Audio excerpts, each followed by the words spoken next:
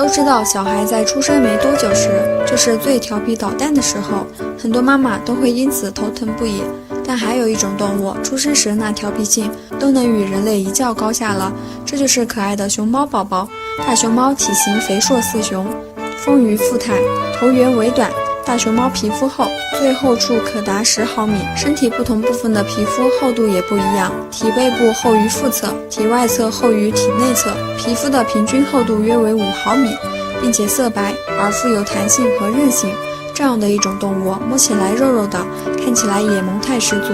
但别看它这么可爱，调皮时真让人头疼。这不，饲养员在打扫熊猫的家园，准备将这一地的熊猫便便清理干净。这时，对世界充满好奇心的熊猫赶紧过来凑热闹，纷纷跑到饲养员的边上，一只两只。这庞大的体型还真是让饲养员没办法，将它们推到一边，它们又自己回来，似乎就是想妨碍饲养员的工作。饲养员不得不提高自己的速度，趁着熊猫正在往这边靠近的功夫，赶紧把一处的便便清理干净，不然等到熊猫来捣蛋，这恐怕又要打扫很长时间才能完成任务了。好了，今天的节目就到这里了，如果想了解